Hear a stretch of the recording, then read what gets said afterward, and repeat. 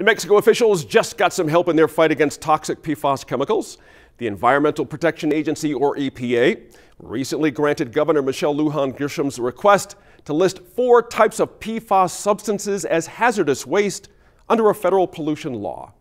Environment correspondent Laura Paskus caught up with Secretary James Kenney of the state's Environment Department to find out why that one simple change could alter the dynamic with the U.S. military, which used these chemicals in firefighting foams and contaminated groundwater near Cannon and Holloman Air Force bases. Secretary Kenney, welcome back to New Mexico in Focus. Thank you for having me. So we're once again talking about PFAS contamination from military bases here in New Mexico. Just to remind viewers once again, what are PFAS and you know, kind of what are the problems? Why are we concerned about them? Yeah, so PFAS are a chemical that are typically used in firefighting foams, but they can be used in other household products, things like fabric protection. Think of your Gore-Tex clothing and things like that. Anything that's water repellent may have PFAS as the active ingredient that made it water repellent. But in New Mexico, the biggest problem that we have here is with the firefighting foams at typically our military bases. But the concerns about PFAS are growing every day as the science continues to evolve.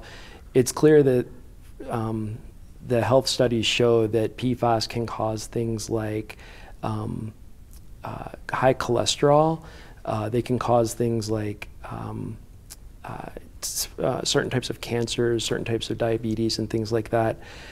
There's about 9,000 chemicals here, so it's kind of hard to say which one causes what. But generally speaking, they cause those kinds of health ailments, chronic and acute health problems. Mm-hmm. So the federal government, the U.S. Environmental Protection Agency, the agency that's kind of in charge of setting drinking water and sort of regulatory frameworks for states and tribes, they have not set an actual limit for PFAS exposure in drinking water. They have set a health advisory. How does that lack of a federal regulation make things hard for states like New Mexico? Well, it's a great question, and it makes it hard because you don't know what a safe level is.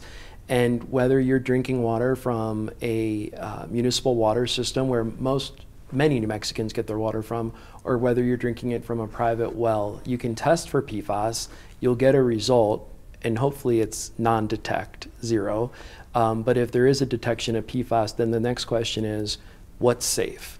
And a lack of a federal standard for many years now has hampered states and tribes from determining how to work with communities to not only protect them, but enforce against those standards being exceeded. Fortunately, now there's some commitment to developing that drinking water standard under the current administration from the US EPA. So hopefully we'll see that soon. So here at New Mexico PBS, we focused a lot on groundwater contamination from Cannon Air Force Base and Holloman Air Force Base. And earlier this year, the governor petitioned the EPA to list 4 of these thousands of types of PFAS as hazardous waste under a federal cleanup law. Can you talk a little bit about that issue and how that affects or might affect New Mexico? Yeah, absolutely. So I'm going to try to avoid using the legal terminology and just speak more in plain English. But the state of New Mexico, just maybe a little bit of a backstory here. The state of New Mexico asked the Department of Defense to clean up PFAS at Cannon Air Force Base under the hazardous waste rules of the state, which are the same as the feds. The Department of Defense said, no, we're not going to do that, and then sued the state of New Mexico to prevent us from doing that. That started in 2019.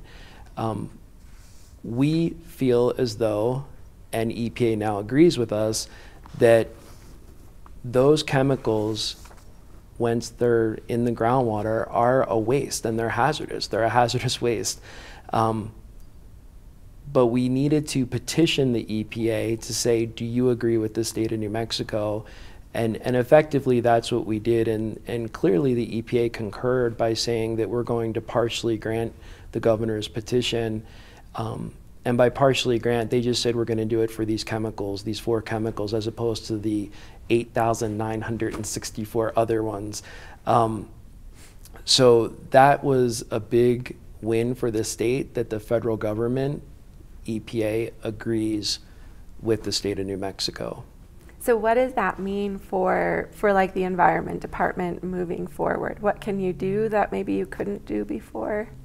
Well, I think what we could do before, we did. And we said when a entity like the US government or a private company spills or discards PFAS on the ground, you can't do that. That's illegal. That's dumping of hazardous waste, pure and simple.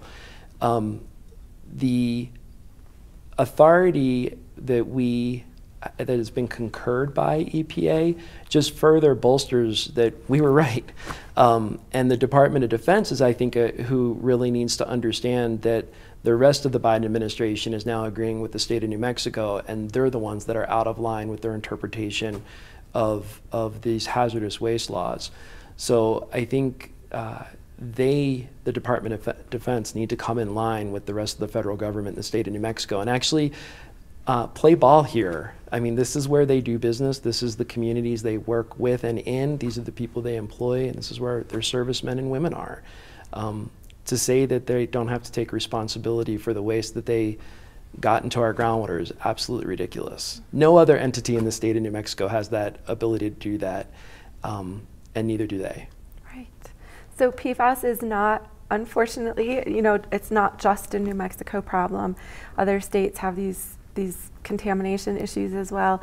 The EPA's partial granting of this petition, will it have national implications, do you think? Absolutely. And since the petition was granted, we're being contacted by everyone from law firms to NGOs to talk about the national significance of the governor's petition and EPA granting that. And in fact, whether you're in Tucson, Arizona, who is struggling with their own PFAS issues in their drinking water, or you're in Michigan, with similar issues, the governor's petition kind of reset the landscape around the way New Mexico's position, or put New Mexico's position out there and gave other states that tool to say, hey, when you spill PFAS and disregard it and don't clean it up, that's actually a violation of state and federal law. Mm-hmm. So again, we opened the door for other states to follow in our lead. The state released some study results recently testing 55 wells in Curry and Roosevelt counties for 28 of these different PFAS compounds. And I'd like to talk about this study a little bit because the results show that the levels in these wells are below this EPA health advisory we talked about.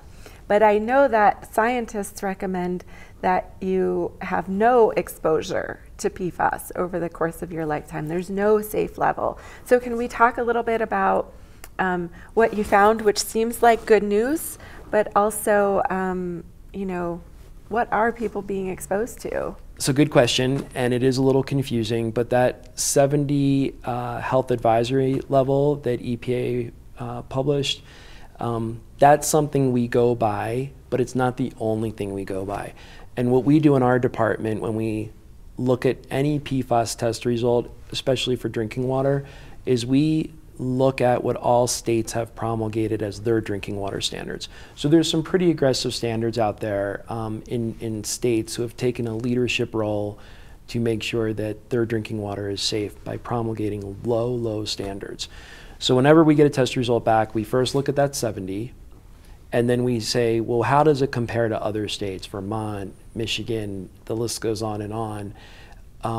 And what I can say about those 55, I think it's 55 test results that we received, not only are they below the EPA threshold, but they're below other state drinking water thresholds.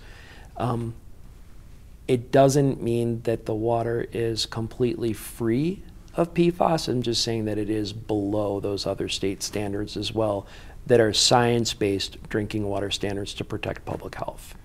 So this study, the the Air Force notified the state of the contamination in 2018, but it doesn't seem like we have a good sense yet still of where the plume is and how it's moving. To my knowledge, the Air Force has not done those studies, have not delineated the plume. Do these survey results help the state understand where the plume is and how it's moving? Yeah, so we're not just relying on people's wells to figure out where the plume is and how quickly it's moving and where it's moving. We're also doing our own remedial investigation. But the results you're speaking of that are in drinking water wells, those do help us understand how quickly the plume is moving as well. So there's a lot of that integration of the scientific information we get from looking at the source area and then going out and looking at people's drinking water wells. And the drinking water provider in Clovis, EPCOR, is also monitoring their wells for PFAS. So we feel we have a good safety net, and we want to make sure that that plume is remediated before it hits any of those other wells. Mm-hmm. So we've been talking about Holloman and, well, we've mentioned Holloman and been talking about Cannon Air Force Base. The Pentagon released a report more than a year ago saying that there was the potential for PFAS contamination at Fort Wingate, the Army National Guard Armories in Rio Rancho and Roswell, the Army Aviation Support Facility in Santa Fe, and White Sands Missile Range. Has the state heard anything about these studies? Have you received these studies? Do you know if these studies have even been initiated? Yeah, so what you're getting a slice or a view of with respect to the conversation we're having is some of the real targeted and most important PFAS work we're doing in the state with respect to those bases. But as you point out, it's not the only PFAS work we're doing. And in those particular sites that you just mentioned, we are working with different agencies, if you will, different organizations, to make sure that if there is PFAS at those locations, that we're aware of it and we're regulating it. And I can give you an example.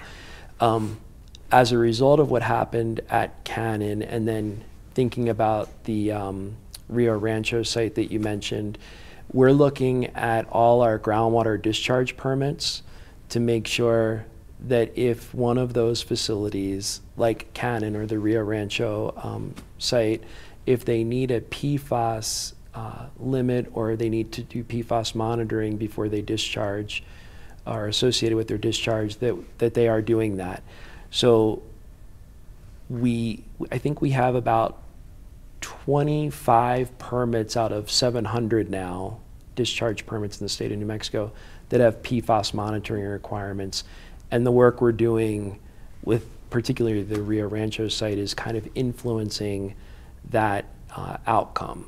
So we know there's PFAS, we're working to make sure that it's monitored, and we're working to make sure that those other sites are brought into the fold as well. Mm-hmm.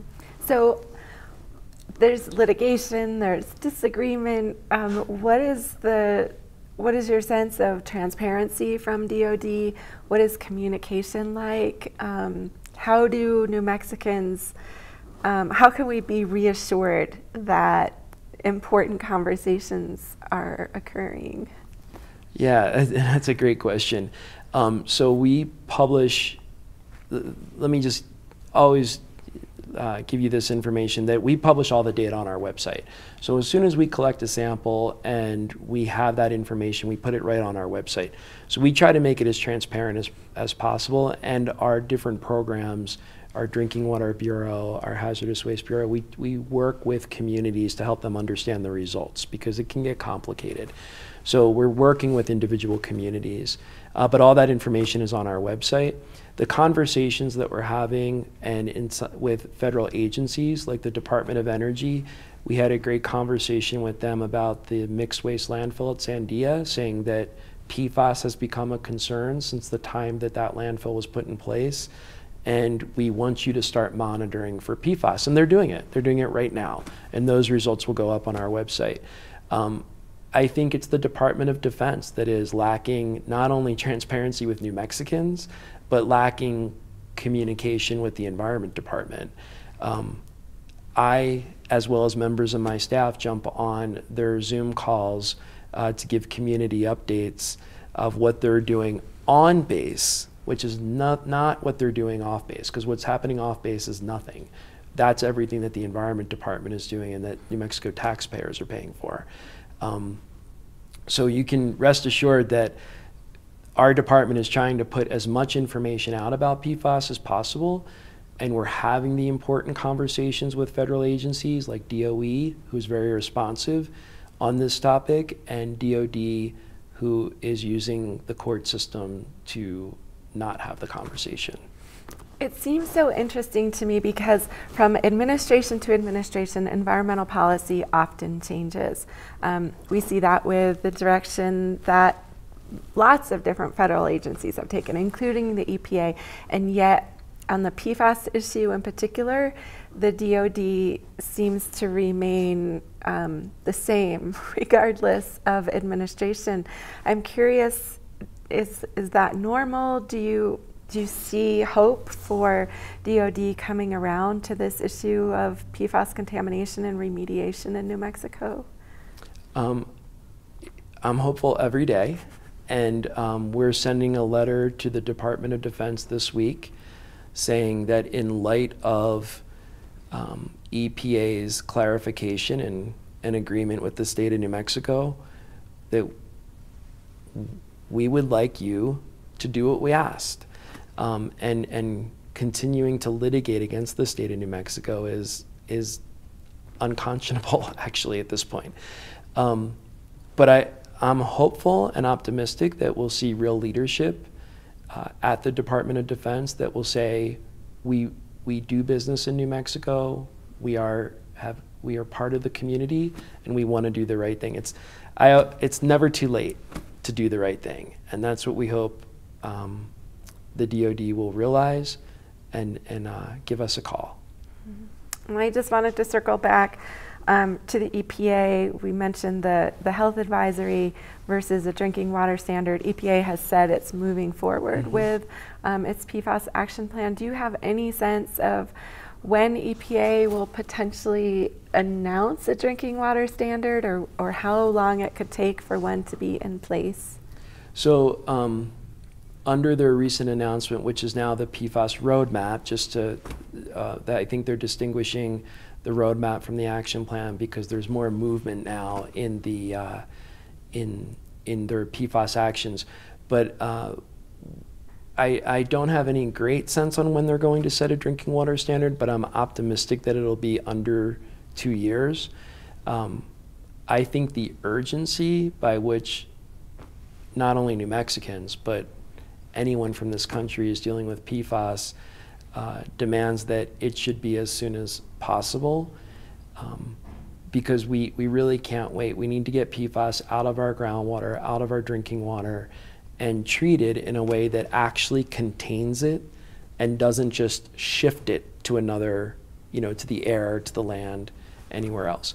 So I'm hoping it's sub 2 years, but I'm really hoping it's sooner than that even. Well, Secretary Kenney, thank you so much. Thank you for having me. I really appreciate it.